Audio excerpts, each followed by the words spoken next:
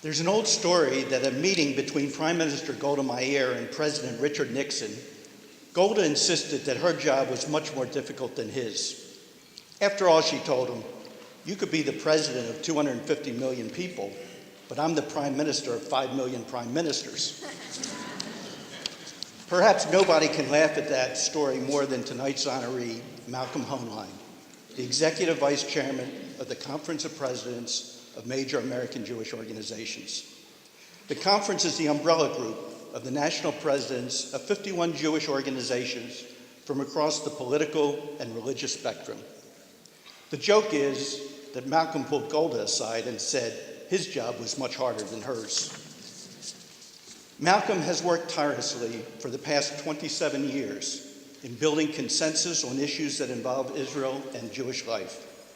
He has led the conference in strengthening and fostering the special U.S.-Israel relationship. I've had the privilege of working with Malcolm for over 20 years. I've seen firsthand his passion, his wit, his knowledge, and his diplomatic skills as he works almost 24/6 on behalf of the Jewish people. Whether it's educating opinion makers, influencing foreign policy issues dealing with Israel, or mobilizing Jewish community in mass public events, Malcolm is the man to get it done. In 2002, he organized an unprecedented national solidarity rally in Washington, D.C., which had 250,000 people in public support of Israel. And I'm happy to say that when Malcolm asked if the BZD could help turn out people, we organized 100 buses taking over 5,000 Baltimoreans to the rally.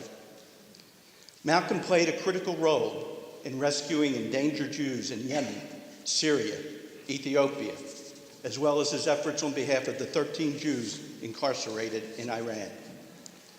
We see Malcolm's imprint every morning when we receive the conference's daily alert, which provides insight and analysis on matters concerning Israel and the Middle East. He initiated the creation of American Voices in Israel, where US-based talk show hosts are invited to Israel to visit and explore our homeland. Today, he leads the conference as it tries to counter the Iranian nuclear threat to Israel and to the rest of the world.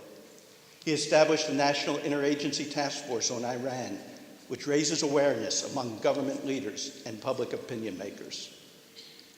Malcolm is considered one of the most influential and powerful Jews in the world. He meets with presidents, prime ministers, ambassadors from the United States, from Israel, from all countries around the world. And when it comes to issues involving the Jewish people in the diaspora, many prime ministers have been known to say, "You know what? Let's ask Malcolm." And so many people refer to him as the unofficial king of the Jews. Personally, he has taken me and other Jewish leaders around the world.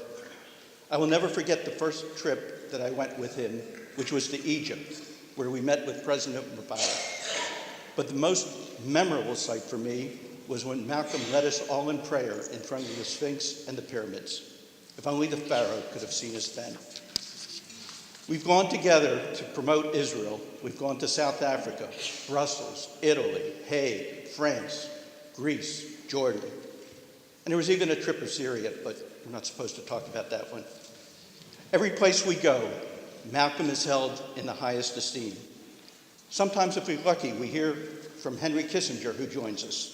Maybe tonight, Henry might have a few words of Mazel Tov for Malcolm. I could spend the rest of the evening telling you all about his accomplishments and awards of this extraordinary individual, but you can read more about him in our program book. Now it's my honor and pleasure to present to my friend Malcolm Hoenlein with the 2013 Justice Louis D. Brandeis.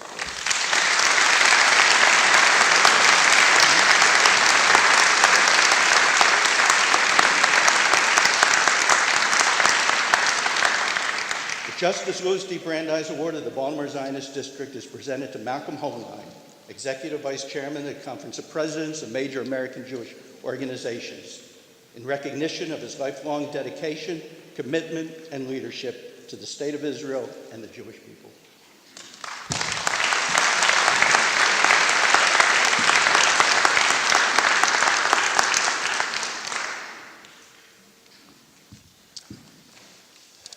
I could have listened to that forever. I just didn't know who he was talking about, but I was waiting to hear the end. You know, about the rabbi who was invited to give a eulogy at a funeral, but he didn't know the deceased. So when it came time to say something about him, he said, look, I really didn't know the deceased, so somebody should say something.